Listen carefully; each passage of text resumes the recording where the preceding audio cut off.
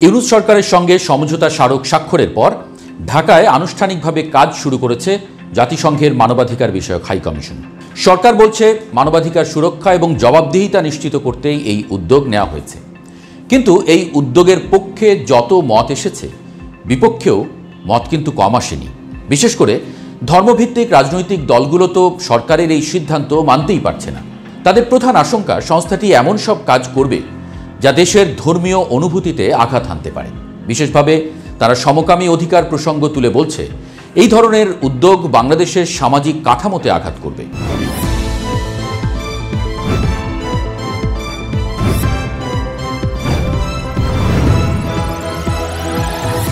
হেফাজতে ইসলামের আমির শাহ মুহিবুল্লাহ বাবুনগরী অভিযোগ করেছেন, অতীতে বিভিন্ন আন্তর্জাতিক সংস্থা মানবাধিকারের নামে ইসলামী শরিয়া, পারিবারিক আইন এবং ধর্মীয় মূল্যবোধে হস্তক্ষেপ করেছে। অতীতে মানবাধিকারের নামে হস্তক্ষেপের অপচেষ্টা হয়েছে, আমরা তা আবার ঘটতে দেব না। হেফাজত আরও বলছে, 2013 সালের 5ই মে শাপলা চত্বরে আলেম ওলামা ও ধর্মপ্রাণ মানুষের উপরে সংঘটিত গণহত্যা নিয়ে জাতিসংঘ আজ পর্যন্ত কোনো বিবৃতি দেয়নি। আবার ফিলিস্তিনে 30 বছর ধরে জাতিসংঘ মানবাধিকারের অফিস আছে, সেখানে পরিস্থিতি উন্নত হয়নি, বরং আরও খারাপ হয়েছে। বাংলাদেশকে নতুন সংঘাত ক্ষেত্র বানানোর ষড়যন্ত্র আমরা সফল হতে দেব না। অবিলম্বে চুক্তি বাতিল না করলে কঠোর কর্মসূচি ঘোষণার হুঁশিয়ারি দিয়েছেন তারা। সরকারের এই সিদ্ধান্তের বিরুদ্ধে বিক্ষোভ সমাবেশ এবং মিছিল করেছে ইসলামী আন্দোলন বাংলাদেশ ও খেলাফতে মজলিস। যে কোনো মূল্যে এই উদ্যোগ বাস্তবায়ন থেকে সরকারকে সরে আসতে বাধ্য করা হবে বলে হুঁশিয়ারি পর্যন্ত দিয়েছেন খেলাফতে মজলিসের মহাসচিব। ওদিকে এনসিপির নেতা সার্জিস আলম সামাজিক মাধ্যমে মন্তব্য করেছেন, OHCHR পশ্চিমা দেশগুলোর দ্বিচারিতা বন্ধে ব্যর্থ, মুসলিম বিশ্বে মানবাধিকার রক্ষার নামে তারা রাজনৈতিক প্রভাব খাটায়। তবে মানবাধিকার কর্মীদের অনেকে মনে করছেন, দেশে এই কমিশনের কার্যক্রম চালু থাকলে বিনা বিচারে গুম, খুন, অবিচার ও অপশাসন কমতে পারে। কারণ আন্তর্জাতিক পর্যবেক্ষণের চোখ থাকলে ভবিষ্যতের সরকারগুলোকে আরও দায়বদ্ধ হতে হবে। বাংলাদেশের মতো দেশে, যেখানে বিরোধী মত দমনে এমন কিছু নেই যা করা হয় না, সেখানে এমন একটি দপ্তর থাকলে ক্ষমতার অপব্যবহার রোধে বাধা তৈরি হতে পারে। তাই অনেকেই চান এই কমিশন ঢাকায় বসুক। তাদের মতে সামনে আরও খারাপ দিন দেখতে যাচ্ছে বাংলাদেশ। এই পরিস্থিতিতে আন্তর্জাতিক সম্পৃক্ততা থাকলে সেটার তীব্রতা কমতে পারে, সহিংসতা দূর করতে আগ্রহ নিয়ে কাজ করতে পারে সরকার। এই যেমন মানবাধিকার সংস্থা BLASTর নির্বাহী পরিচালক সারা হোসেন বললেন, যদি অফিসটি থাকত তবে অনেক গুম এবং হত্যার সঠিক তদন্ত, নথিবদ্ধকরণ এবং বিচার সম্ভব হতো। তার মতে সাম্প্রতিক গোপালগঞ্জ হত্যাকাণ্ডের মতো ঘটনাতেও তদন্তে সহায়তা মিলত। যা হোক, যে কমিশন সম্পর্কে এত কথা, সেটি সম্পর্কে কিছু না জানলেই নয়। OHCHR কি এবং কিভাবে কাজ করে? 1993 সালে জাতিসংঘ মানবাধিকার দপ্তর প্রতিষ্ঠিত হয়। জাতিসংঘ সচিবালয়ের অংশ হিসেবে এর ম্যান্ডেট জাতিসংঘ সনদ এবং মানবাধিকারের সার্বজনীন ঘোষণাপত্র থেকে উদ্ভূত। মূল কাজ হল বিশ্বব্যাপী মানবাধিকার প্রচার এবং সুরক্ষা। সংস্থাটি গুরুতর মানবাধিকার লঙ্ঘনের বিরুদ্ধে প্রতিক্রিয়া জানায়, মানবাধিকার বিষয়ক আন্তর্জাতিক মানদণ্ড কার্যকর করে, সচেতনতা বৃদ্ধি করে এবং জাতীয় মানবাধিকার প্রতিষ্ঠানগুলোকে সহায়তা করে। এছাড়া এটি প্রতিরোধমূলক পদক্ষেপ গ্রহণ করে যাতে সংঘাত এবং নির্যাতনের মতো পরিস্থিতি তৈরি না হয়।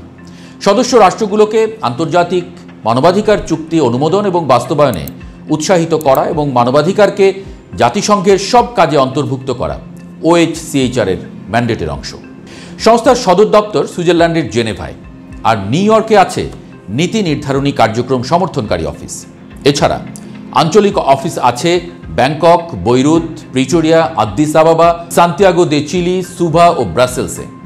প্রায় 18টি দেশে স্বাধীন অফিস রয়েছে, যেমন বুর্কিনা ফাসো, কম্বোডিয়া, চাঁদ, কলম্বিয়া, ফিলিস্তিন, সুদান, ইয়েমেন, মেক্সিকো, গিনি ও মৌরিতানিয়া।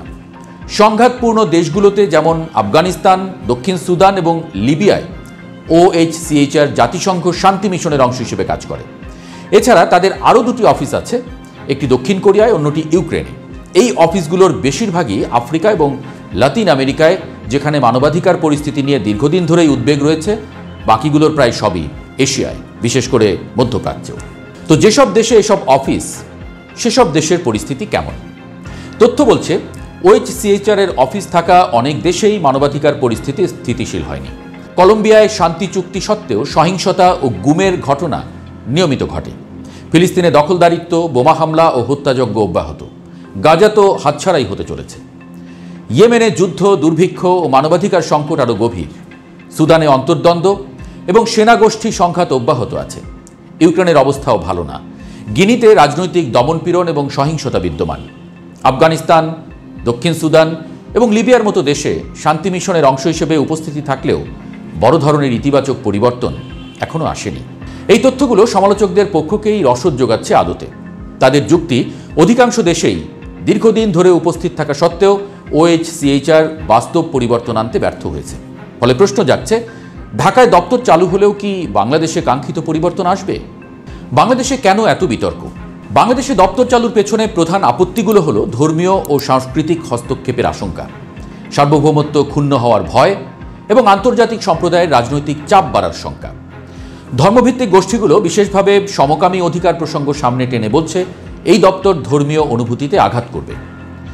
অনেকে দেশে মার্কিন উপস্থিতির আশঙ্কাও করছেন, বা একটি স্বাধীন সার্বভৌম দেশের নানা সিদ্ধান্তে নাক গলানোর সম্ভাবনাকে ভালো চোখে দেখছেন না তারা। অন্যদিকে সমর্থকরা বলছেন OHCHR থাকলে ভবিষ্যতে সরকারগুলো জবাবদিহি করতে বাধ্য হবে। বিচার বহির্ভূত হত্যা বা গুমের মতো অপরাধ কমবে এবং ক্ষমতার অপব্যবহার রোধ হবে। সরকারের বক্তব্য, এই অফিস কোনো সামাজিক এজেন্ডা বাস্তবায়নের প্ল্যাটফর্ম নয়, বরং গুরুতর মানবাধিকার লঙ্ঘন রোধ এবং দায়বদ্ধতা নিশ্চিত করার লক্ষ্যেই কাজ করবে। অন্তর্বর্তী সরকারের বিবৃতিতে উল্লেখ করা হয়েছে, চুক্তি দেশের প্রচলিত আইন ও সাংস্কৃতিক কাঠামোর বাইরে কোনো সামাজিক এজেন্ডা বাস্তবায়ন করবে না এবং প্রয়োজনে অংশীদারিত্ব বাতিলের অধিকার বাংলাদেশ সরকারের থাকবে। এদিকে আরাকানে মানবিক করিডোর নিয়ে আলোচনা এখন তুঙ্গে। নানা আলোচনা সমালোচনা শোনা যায় বাতাসে। পার্বত্য অঞ্চলের নিরাপত্তা নিয়েও প্রশ্ন উঠছে হরহামেশাই। সীমান্তে অস্থিরতা ও নতুন শরণার্থী স্রোতের আশঙ্কার মধ্যেই ঢাকায় OHCHR এর আগমনকে অনেকে দেখছেন বাঁকা চোখে। সমালোচকরা মনে করছেন, দেশের ভৌগোলিক বাস্তবতায় নতুন আন্তর্জাতিক উপস্থিতি আঞ্চলিক উত্তেজনা আরও বাড়িয়ে তুলতে পারে বা জটিল করে তুলতে পারে। ঢাকায় OHCHR এর অফিস চালু হলে দেশের মানবাধিকার ইস্যুতে আন্তর্জাতিক রিপোর্টিং ও পর্যবেক্ষণ নিঃসন্দেহে বাড়বে। মানবাধিকার কর্মীরা এটিকে ইতিবাচক মনে করছেন, কারণ এতে দায়মুক্ত সংস্কৃতির অবসান ঘটবে। কিন্তু সমালোচকরা বলছেন, এটি আন্তর্জাতিক সম্প্রদায়ের রাজনৈতিক প্রভাবের নতুন করিডোর খুলে দেবে, যা সরকারের কাজকে আরও কঠিন করে তুলবে। বাংলাদেশের মানবাধিকার পরিস্থিতি বহু বছর ধরে আন্তর্জাতিক সমালোচনার মুখে। গুম, বিচার বহির্ভূত হত্যা, রাজনৈতিক সহিংসতা এবং মত প্রকাশের স্বাধীনতায় হস্তক্ষেপের মতো ইস্যুগুলো নিয়ে নিয়মিত প্রশ্ন ওঠে। জাতিসংঘ এসে সেই প্রশ্নগুলোর উত্তর কিভাবে দেয়, সেটাই এখন বড় প্রশ্ন।